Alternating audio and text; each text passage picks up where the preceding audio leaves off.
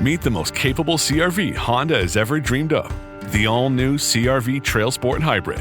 With all-terrain tires and available enhanced traction control, it's built for wherever the day takes you. Heated front seats and a heated steering wheel? Ideal for winter drives and crisp early starts. And with generous cargo space, it's ready for big gear and even bigger getaways. The CR-V Trail Sport Hybrid. Learn more at honda.com/CRV.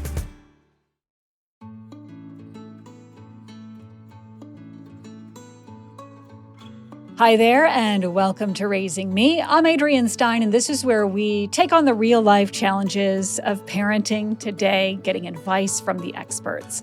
And as we get started, a real big thank you to our new sponsor, which is Sweetser, a nonprofit mental health care provider doing all kinds of very good work in Maine. So we are so grateful for their support here at Raising Me. Today, we are diving into one of the most emotional transitions that a parent can face, and that is learning how to let go.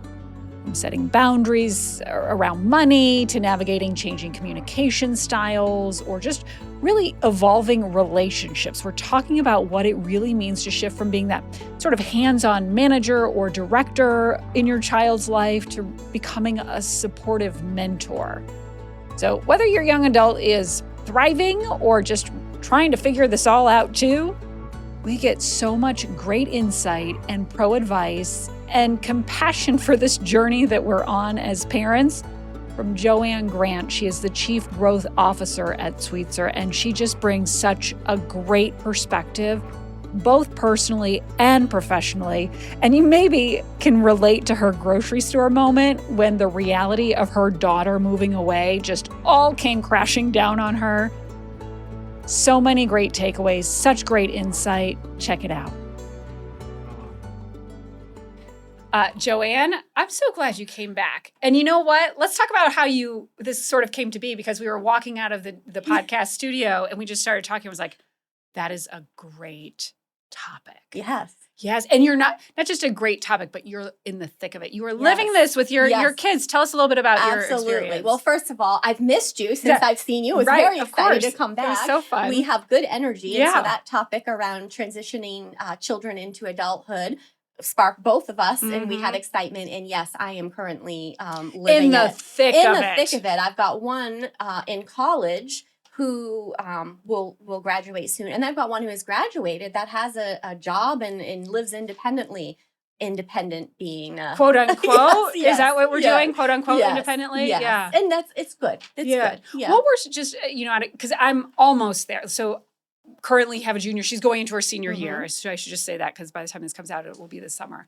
And so we're looking at colleges, and a lot of them are out of state. And part of it, I almost feel like I'm in denial about it. Like that this is so exciting and oh my gosh, can't you imagine? But then sometimes I pause and realize, wait, that would mean she actually leaves to go to these places.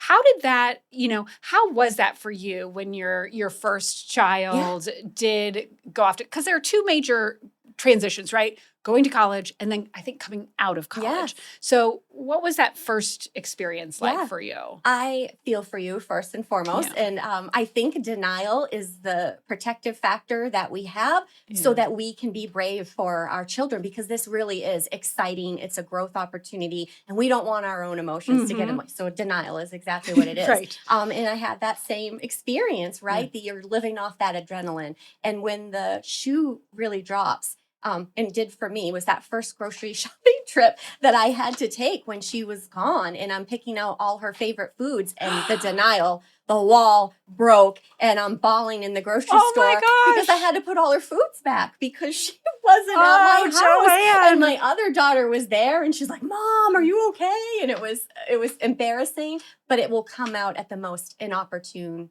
moments, and you need to let that process happen. Well, that's true. That's true. I mean, I'm getting the chills. I kind of even can feel like a little welling in my eyes, because I can imagine that, or like walking past their room. Like it's not, this isn't, they're gone for a week or so. Like they're really away, and that's, moving into that college. And then, you also, I think as a parent, there's this part of you that's like, you want them to become the adult that you want them to be, but also really struggling with that role of letting go. I agree with you, and I'm having chills too, because the piece of it is, it's like a parallel process. They are moving into developing their own identity, which you want, Mm-hmm. finding their path, finding their passion, and you're having to redefine your Yeah. identity, because for so long it's been someone's mom, and your whole world has 100%. so you have to find new things to do and new outlets and know what to do with that time that you have that isn't revolving around your child's every need. So I think just first and foremost, like everybody's experience is going to be Yes, very different. yes. And there is a little bit of a different experience from high school to what college or whatever that first step might be. And then there's a different sort of phase that after college, and then look, you got a career, like who's paying the bills here, you right? got a launch here. You know, so like denial obviously is part of what we experience. What are some of the other emotions that might come up for us as parents, you know, sort of helping our kids transition from kids into young adults?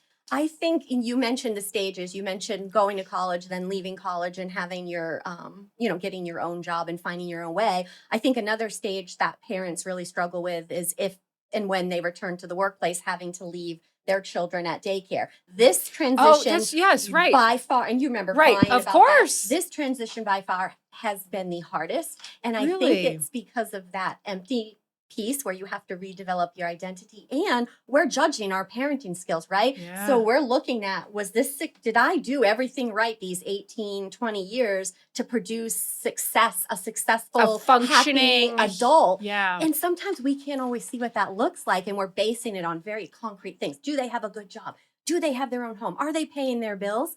And that isn't really all that matters when we're looking at how happy and healthy and successful they are. Easier said than actually feeling. Yes. And I think, too, the path to adulthood does not look the same as it did necessarily like when we were going through this time. First of all, college costs are outrageous. I mean, and we've talked about that on the podcast. It was like such you don't even have shock. words. I have no words. I was like, wait, what? Yes. So, I mean, it's not everybody's path, No. and that's fine. Housing is obviously extremely expensive, particularly in the Northeast where we are. So I think it's also like, you know, as parents, we're kind of wanting them to have that same sort of path, or we have an idea of the path they want. College, kids, or marriage, kids, you know, that checking off the boxes. The reality, that's not how it looks anymore for so many kids. Well, and it's legitimate. It isn't just they're unmotivated and they're unwilling. There are real life circumstances around housing, around college, paying off college loans that probably enables us to keep supporting our children for longer than we had intended, and rightfully so. We want them to have a soft landing and a good start to get the things that they want to achieve, but it definitely doesn't look like it looked when we were there. It was like, kick you out. Go ahead. Go bye. You'll You're figure 18. it out. Go pay your own rent and your car. See you later. Maybe I'll make you dinner sometime. Wouldn't that be nice? But, you know, you mentioned something about the supportive role. So, like, we're moving from these kind of the director roles, and particularly parents today, it's like you are the cruise ship director. No doubt. In the household quite often. And moving into more from a director to a support system. So what challenges do you tend to see, you know, when it comes to shifting from director to supporter? And, you know, what are the things we should be doing as parents to move into that role? Letting go. Letting go is a really You say hard that so thing. quickly. I know. And really, I think gauging your young person into what level of support do they want from you, and balancing, is that appropriate, right? I think that we do need to let go, and we do need to follow their lead. And if the lead is back out, back down, let me be, then we do that. But if we're noticing a struggle or any concerning behavior that we would want to intervene with, I wouldn't hesitate to jump back into that director role. And again, still giving grace and asking permission. But at the end of the day, you're that person's parent, and you're not going to let them, fail to the point where it becomes dangerous or unsafe or unhealthy. Well, let's talk about that, because I think in some ways you do have to allow your child to make mistakes. Absolutely. But that's really hard to stand by and watch. Mhm. So like where is that line Mhm. between allowing some failure in a kind of a safe environment and jumping in to save the day? Mhm. I think the first of all, I would start and have, and again, everyone has a different experience at the high school level, Mhm. um, doing a little experiment and picking things because you're absolutely right. Taking failure and looking at it as a way to grow is a skill you want a young adult to achieve. And starting in high school by maybe orchestrating a little bit what those failures can be. Lower level, not as Mhm. impactful, maybe deciding about a specific friend group or a sport you're going to play or project you're going to do, and letting them work out what happened and the consequences of that. The bigger, more important things, I still think our guidance and support will be Kind of helpful. like a Yeah. mentorship Yeah. role. What Yeah. comes to mind when you say something like that is like social media. Hmm. Because I've had conversations of like that's a good way to Yes. sort of like dip your toe in Yes. rather than, just set them out into the world. They've Yep. never had a cell phone or social media, which isn't likely today, but that you like that's a good place to start is Mhm. allowing them to make some mistakes on Yeah. social Yep. media in a controlled environment Mhm. where you're at home. But that's the kind of mistake you're talking about Yeah. That's a starting good point. early Yes. with making. I think too is just like the communication with kids. Like uh, my daughter texts. Like that's Hmm. how they communicate. Like in that transitional time, like how do we get them to pick up the phone and like have a conversation? What does every USAA member have in common? Family. We're one big family who supports the military community and their eligible families. And if you, your parent, or spouse served, you could join our family and save big on auto insurance. Visit USAA.com/join today to check your eligibility. Membership eligibility and product restrictions apply and are subject to change. USAA means United Services Automobile Association and its affiliates, San Antonio, Texas. You know? And I think, to some degree, we need to follow them and where they're at and try to adapt ourselves as much as possible to them learning what works for them. So I think, unfortunately, sadly, as Yeah. much as we want to hear their voices, Yeah. we're going to have to deal with the way that works for them best, texting and Yeah. Snapchat. I don't do Snapchat. Right. I don't know how to do Snapchat. Actually, so Snapchat can be really fun. It's like Oh. crazy, but like the filters on there are really fun. So it's just to get laughs. And, Yeah, exactly. I think the big thing for a lot of parents is the financial part of it. And I think that comes probably more, whether they go to college or not, or that it's out of college is like, how much do you support? What bills do you pay? What bills don't you Yes. pay?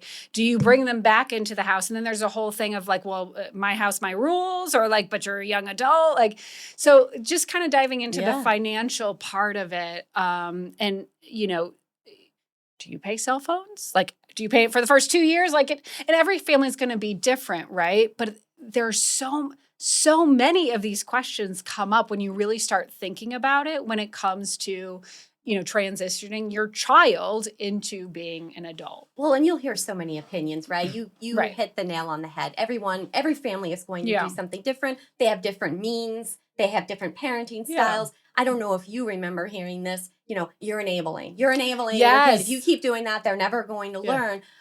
But I do think there's room to have support for those first couple of transitional years for adjustment. I think I read some statistic that only 45% of young adults consider them financially independent from their parents. That's Wow. less than Wow. 50%. And a lot of the things that were being paid, it was a long range, subscriptions, cell phones, car insurance, lower monetary value. But some parents are, hey, I'm going to pay your rent for a year. I'm going to, Yeah. pay for your car and pay for it for a year. I think it is all dependent on your family situation Yeah. and your child's needs. And then you do need to look at, if this is 3-4 years down the road and you're not feeling like they're launching the way Right. they need to, you need to reanalyze what you're doing if it's not working and pivot. Because you have to Yeah. set boundaries for yourself You do, too. yes. I mean, I think that's an important part to think about. Like, it has to also work for the parents Yes. when it is particularly in the terms of like a child moving back home for a while. Yeah. And to that point, like the rules get really muddy if Yeah. you have an adult child who, either after high school and they didn't go to secondary education, they stayed at home for a little while, or they went to college and they've come back and now, for whatever, and it could be a number of reasons because, housing and all the things. Yeah. But how do you navigate the rules? I don't know. I think number one, when you say rules, it makes a young adult cringe and Well, want it to be feels like a opposition. child. Exactly. Yeah. You're trying to Yeah. run them and rule them, Yeah. and they're an adult, and that will, I think, automatically cause some conflict and harsh emotions. Mhm. I think just having expectations or working off mutual respect. What is respectful way to behave in someone else's house? Yeah. Right? What are respectful things to do? If you're staying there, how do you contribute Yeah. in a positive way, and maybe letting them talk about what that looks like? And then, of course, if it isn't matching in any way to what your thoughts are, you've got to have a bigger conversation. I think too, just on the boundaries things, like a coworker before we got started here was talking about her adult son coming shopping at her house and like loading up on paper towels and toilet paper and all sort of the things, and conveniently dropping by at dinner. Like, I can see, on one hand, it's like, okay, come on, but get your own paper towels. But at the same time, when you step back, like, isn't that a beautiful thing that you still have the kids' clothes? Well, I was just going to tell you a secret, but now it's not a secret because we're being recorded. I have a daughter who has a full-time, very lovely job, and sometimes she comes and stays with me in between her shifts. And when she comes and stays, she makes her lunch. I make her dinner. She might pick up a couple of things, and I love it because I'm like, oh, she's here. Maybe we can even watch a movie together. So I feel like it's a trade-off to help her and be able to secretly sniff her hair a little bit while she... No, I'm not. No, I get it. Mean. You know what I get it. Let me do your laundry. Yes. Please to come be back. the mom, Yes. but to go back into that sort of mom, that caretaker because role. that fills me. Yes. It really fills me. And will for, I'm sure, our whole lives, yes, right? Until I can't do it anymore and they need to do my laundry. Which, right, payback. Yeah. Are there any signs, though, that maybe your child is struggling? I mean, here they are with this independence. So you may just inherently are not as close, like if they're at their own apartment or their own home. How are there signs to look for from a parent's perspective that maybe they are struggling with mental health or financially or whatever it might be, but don't want to come to us as parents anymore because I'm not going to go running to mom or dad all the time? I think, so first of all, if you know your child had some sort of pre-existing mental health challenge in the past or a medical issue, then you would be more aware of those challenges presenting as problems when they're trying to be more independent, move out, do those things that we just discussed. I think, if it's about motivation or fear, there are interventions. It doesn't hurt to join a support group, by this time, lots of people have a friend, a mentor, or even a professional that helps them with mental health challenges move in a positive direction. So, revisiting those things in the past that help them get out of these funks or get out of these patterns that weren't necessarily helpful. I think if your child we're saying child, but your young adult, they're always your child, right? Are having periods that they're coming and going, they have some success, but then something happens and they have to come back, really looking at those patterns and helping them figure out what they can do differently to have that permanent, independence from you. But also at the end of the day, letting them know you will always be there in some way, shape, or form for that soft landing. What that soft landing looks like might be very different. And it might be like, you have a place to stay. You might need to pay for groceries, pay some rent, but I'm always here for you. Yeah. I think it's dependent on every child and every parent. But let's flip it around on the parents and sort of think about our own mental health and This is, as you have experienced, like this is a really tough time as a parent. You're redefining who you are. Your house is empty, or so there's nobody in that bedroom, or you're not buying avocados for your daughter who loves them. So like, what about the mental health sort of check-in with ourselves or other parents that we know are going through this right now? I agree with you 100%. As I mentioned, this was the hardest transition for me as a parent. I think it's important to talk to other adults, whether that's in a formal way or just your peers that are going through the same thing. I've seen so many parents put themselves at risk financially or impacting their own happiness or well-being because they are caring for their child and providing too much support, whether that's financial or maybe even supporting their child and their grandchild while risking their own retirement, their own and that would obviously well-being. cause a lot of unnecessary emotions, but we do it anyway, sometimes at our own detriment. You just keep giving.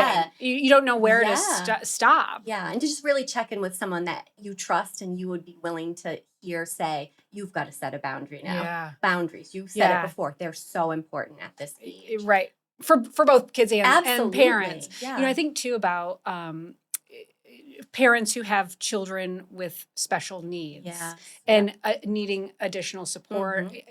There are a couple of things here too, right? One is just that services change when they transition from under 18 to over 18.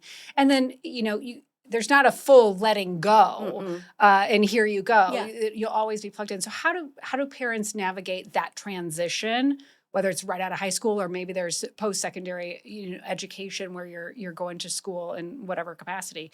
But how do parents sort of navigate those transitions? Yeah, and that's difficult. I think that those parents, this was not my experience, but I know people who have had similar experiences. They're prepping for this even sooner than you and I are because it looks very different. And every young person's journey looks different. But for this particular scenario, it really does look different. And a parent is aware at the very get-go that they're going to be a little less independent for those reasons you mentioned. I'm hopeful that whatever those challenges were as a child that received lots of support and services, those people are helping to guide the parents and the child as to what's next. What does it look like for you with whatever challenge it is or need that you have? What are the resources? What are the supports? And how do you access them so this transition can be successful and this stage of your life can still be positive and you're growing where you need to grow. If there was one takeaway for parents when who are navigating this in whatever capacity, again, we've been talking mostly about that kid to adult or young adult, but obviously, you mentioned there are transitions into elementary school for the first time and things like that. But for any parent who is navigating a transition like this right now or knows it's coming because I'm raising my hand here. I'm still living in denial. Yes. Joanne, I still want to unpack that. I'm still living in denial. That'll be for another session. You need it though, so you can stay strong for her. Yeah. What's your best advice? I think, rolling with whatever feeling you're having and trying to put your child's comfort and emotions first. Yeah. That's what we do as parents all the time, no matter what, when something's bothering us. Owning whatever it is, it's okay, it's normal, it's exciting and it's sad. And then when it's all done, finding support for you, having someone to talk to, taking care of yourself, like I said, the parallel process, finding out who you are without having all the time to devote to your child. And then I would also add, make your connection special, right? So your child was home before, you got to see him every day, probably eat dinner together, do all of these family activities. Make sure you're still incorporating. That's not going to look like every day, every month, but making those special connections and having time that looks different and staying connected. And you know what, as you're saying that too, I think is starting now in finding your identity beyond being a mom or a dad. That can start years before this process. Yes, it can, and it does. I mean, every little step they take moving away from you starts this process for us. And it is it's real, and it's hard. Yeah. So it's hard for them and it's hard for us. And hopefully we all make it through. Yeah, hopefully. Without too much damage. Yeah. Well, Joanne, thank you so much. You're as welcome. Always, such a pleasure. I love being here. You know what? We should mention we'll have more resources on our website, which is wgme.com/raisingme. Joanne, thank you so much. Thank you. All right. So a couple of things really stood out to me on this one. First, just letting go isn't about stepping away. It's stepping into that new role with trust and grace and a lot of resilience, as we talked about. There are so many transitions as a parent, and this one Moving our kids into that adulthood is such a big one. It is normal to feel that fear, sadness, even confusion as your relationship with your child changes. And then, of course, as Joanne talked about too, we have that whole reality that we now have to figure out who we are. After all those years of being known as the parent of, in my case, Livy or Will or Jack or whoever. And as Joanne shared in her takeaway, it is so important that we allow ourselves to just feel all of these things so we don't have that breakdown in the grocery store like she did. But I got to tell you, even if you do, absolutely no judgment here. Thank you so much for joining us, and thank you to our sponsor of Sweetser. I'm Adrienne Stein. This episode is edited by Megan Littlefield. Please subscribe and share this episode with a fellow parent who might need to hear it as well. Wherever you are, I hope you learned something new and get to take a little time for you.